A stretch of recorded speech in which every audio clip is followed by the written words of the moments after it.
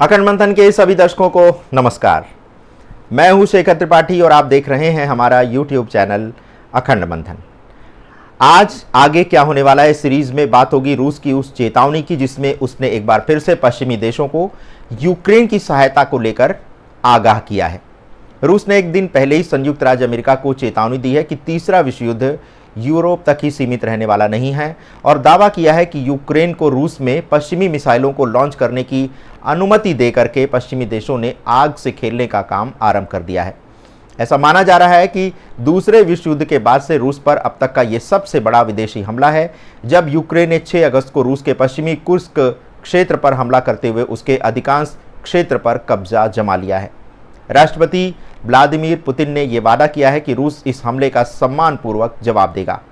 20 वर्षों से अधिक पुतिन के विदेश मंत्री के रूप में सर्गेई लावरोव ने दावा किया है कि अन्य देशों द्वारा आपूर्ति किए गए हथियारों के उपयोग पर प्रतिबंधों में यूक्रेन को जो छूट दी गई है,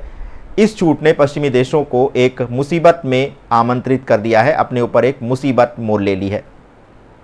इन हथियारों का उपयोग करने के नियम में छूट मिलने के बाद यूक्रेन ने संघर्ष को और भी तेज कर दिया है। पुतिन ने कहा है कि रूस जो है नाटो गठबंधन के साथ युद्ध में शामिल नहीं होना चाहता, जिसका नेतृत्व संयुक्त राज्य अमेरिका कर रहा है, लेकिन उन्होंने 2022 में यूक्रेन पर आक्रमण करने के बाद से दुनिया की प्रमुख परमाणु शक्तियों को शामिल करते हुए एक बहुत बड़े युद्ध की संभावना पर भी बार बार चेतावनी देते आए हैं।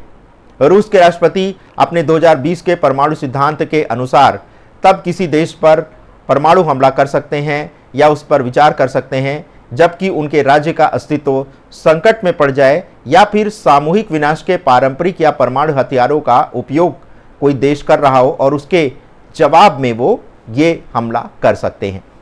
यूक्रेनी राष्ट्रपति जेलेंस्की ने क्रेमलिन की जवाबी कार्रवाई की धमकियों की आलोचना की है। उसने पश्चिमी देशों से अधिक यूक्रेन को हथियार मुहैया कराने की भी अपील की है। रूस का दावा है कि यूक्रेन ने कुर्स्क में पश्चिमी हथियारों का प्रयोग किया है और अमेरिका और ब्रिटेन ने यूक्रेन को रूस की सुरक्षा संबंधी खुफिया जानकारी को ट्रैक करने में मदद पहुंचाई है। रूस अमेरिका को इस संभावना के बारे में सचेत भी कर रहा है कि यूक्रेन के लिए पश्चिमी देशों का सशस्त्र समर्थन संघर्ष को और भी बढ़ा सकता है और व्यापक विश्वव्यापी युद्ध को जन्म दे सकता है। यूक्रेन के ताबड़तोड़ हमलों को लेकर अब रूस तिलमिलाया हुआ है और जब से यूक्रेनी सेना ने रूस के परमाणु क्षेत्र कुर्स्क पर कब्जा जमाया है, तब से रूस अब पश्चिमी देशों को एक बड़ी आग लगने की चेतावनी दे रहा है। जैसा कि हमने आपको पहले भी बताया है कि रूस सिर्फ यूक्रेन से युद्ध नहीं लड़ रहा, बल्कि वह अमेरिका समेत नाटो देशों सभी पश्चिमी देशों के साथ एक साथ युद्ध कर रहा है। लेकिन अब इस लड़ाई की धार थोड़ी कुंद होती हुई दिखाई दे रही है, क्योंकि रूस के कुर्स्क में यूक्रेनी सेना की घुसपैठ रूसी राष्ट्रपति व्लादिमीर पुतिन के लिए शर्मिंदगी का एक कारण बनती जा रही है। अगस्त के शुरुआत में रूसी क्षेत्र में घुसी जो यूक्रेनी सेना थी, उसको अभी तक पुतिन की सेना पीछे भी नहीं कर पाई है। ऐसे में यूक्रेन के राष्ट्रपति जेलेंस्की का नया मोर्चा जो खोला गया है, उसमें उन्हें सफलता मिलती दिखाई दे रही है, क्योंकि रूस ने कुर्स्क में नई अग्रिम पंक्ति में करीब 30,000 सैनिकों को तैनात किया है। द सन ने अपनी रिपोर्ट में बताया कि संभवतः पुतिन ने अपने सहयोगी बेलारूस से भी अतिरिक्त सैन्य मदद मंगवाई है, क्योंकि बी चिन्हों वाले बेलारूसी टैंक यूक्रेन की सीमा पर अब दिखाई देने लगे हैं। यूक्रेन की सेना 6 अगस्त को पहली बार रूसी क्षेत्र में प्रवेश की थी। इसके बाद यूक्रेनी सैनिकों ने कुर्स्क के अंदर 1294 वर्ग किलोमीटर के क्षेत्र पर कब्जा जमा लिया है। 3 सप्ताह के अंदर क्षेत्र में शहरों और बस्तियों को मिलाकर कुल 100 सेटलमेंट पर यूक्रेनी सैनिकों का अब कब्जा हो चला है। इस बीच जेलेंस्की की सेना ने बेलगोरोड क्षेत्र में सीमा चौकियों पर भी हमला किया है। हमलों से तिलमिलाए व्लादिमीर पुतिन इसे रोकने के लिए अब सहयोगी बेलारूस के टैंकों और सैनिकों का प्रयोग करते हुए एक नए हमले का प्लान बना रहे हैं। रिपोर्ट के अनुसार तस्वीरों में भारी ड्यूटी टैंकों और बख्तरबंद ट्रकों की कतारें देखी जा रही हैं, जिन्हें यूक्रेन की सीमा के पास जमा किया जा रहा है।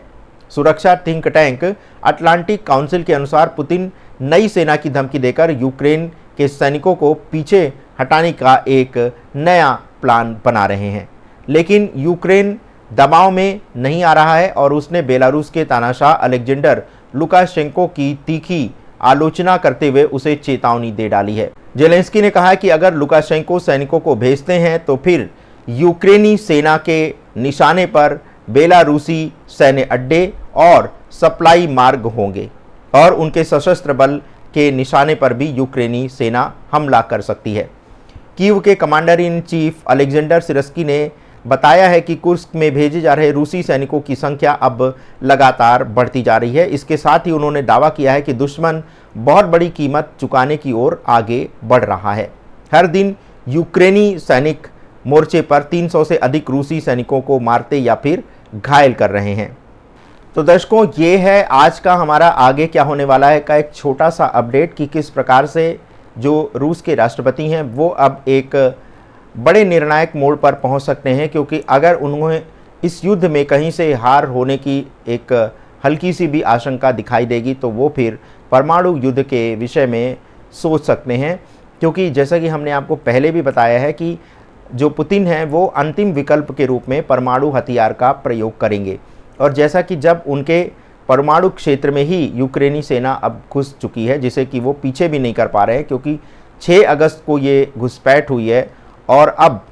29 अगस्त का समय आ गया है। और अगर इतने समय में भी पुतिन जो है यूक्रेनी सैनिकों को पीछे खदेड़ नहीं पाए हैं तो इसका सीधा सा अर्थ ये है कि कहीं ना कहीं उन्हें इस युद्ध में मात होती हुई दिखाई दे रही है। और अगर ऐसा होता है तो फिर उन्होंने जो परमाणु बम अपने देश की सुरक्षा के लिए बना करके रखे हैं उसका प्रयोग तो वो करेंगे ही, क्योंकि यूक्रेन पर पहले हमला करने की जो रणनीति रूस की थी वो यही थी कि वो यूक्रेन पर जो है बहुत सरलता से अपना कब्जा जमा लेंगे, जबकि ऐसा हुआ नहीं, क्योंकि पश्चिमी देश, नाटो देश जो है यूक्रेन के समर्थन में आ गए। इधर प्रधानमंत्री श्री नरेंद्र मोदी जो भारत की तरफ से उन्होंने यूक्रेन की यात्रा की और उन्होंने अपना शांति संदेश दिया है, लेकिन लगता है ऐसा कि ये जो शांति संदेश है ये सिर्फ एक औपचारिकता बन करके रह गया है और ना ही यूक्रेन अब कब्जा की हुई भूमि से पीछे हटने को तैयार है, और जो रूस है वो अब कहीं ना कहीं एक तरह से उसकी जो धार थी युद्ध की वो कहीं कुंद होती हुई दिखाई दे रही है। तो ऐसी स्थिति में हो सकता है कि आने वाले समय में आप अचानक से कभी सुने कि रूस ने यूक्रेन पर परमाणु हमला कर दिया है, और हो सकता है कि वो अमेरिका को भी इस संबंध में अपना निशाना बना सकता है, क्योंकि रूस अब इस बात की प्रतीक्षा नहीं करेगा कि परमाणु बम हमला पहल कौन करेगा। रूस जो है अगर इस बात की प्रतीक्षा करेगा तो हो सकता है कि वो इस युद्ध में बुरी तरह से मात खा जाए। इसलिए रूस अब परमाणु हमले की जो बार बार चेतावनी, और कम से कम 2022 से लेकर के अब 2024 में कम से कम वो 5 से 6 बार परमाणु हमले की चेतावनी दे चुका है। और जब से कुर्स्क क्षेत्र में जो कि रूस का परमाणु संयंत्र जहां पर स्थापित है वहां पर अगर यूक्रेनी सैनिक पहुंच गए हैं तो फिर ये खतरा और बढ़ता हुआ दिखाई दे रहा है। तो रहिएगा सावधान, क्योंकि अगर एक बार परमाणु युद्ध किसी भी देश में छिड़ गया तो उसका जो प्रभाव है वो पूरे विश्व पर पड़ने वाला है, और भारत भी इससे अछूता नहीं रहेगा, क्योंकि जो तेल की सप्लाई है वो कहीं बाधित होगी और अन्य सामानों की जो आपूर्ति जो भारत में होती है और जो भारत से बाहर सामान भेजे जाते हैं उनकी आपूर्ति भी कहीं ठप होगी। तो इससे महंगाई तो बढ़ेगी और साथ में देश में कुछ और संकट भी आकस्मिक रूप से आ सकते हैं। तो इसलिए रहिएगा सावधान। आगे क्या होने वाला है सीरीज़ में, कल हम एक नए एपिसोड के साथ उपस्थित होंगे, और इसी के साथ हम भविष्यवाणियों की कुछ नई सीरीज़ भी आरंभ करने जा रहे हैं। उनका शोध कार्य लगभग अब अपने अंतिम चरण में है, तो आप सितंबर माह में देख पाएंगे कुछ नए वेब सीरीज़ जो कि पुराने भविष्यवेत्ताओं की भविष्यवाणियों पर आधारित है। तो मिलते हैं आपके साथ बहुत ही शीघ्र, तब तक के लिए हमें अनुमति दें। धन्यवाद, नमस्कार।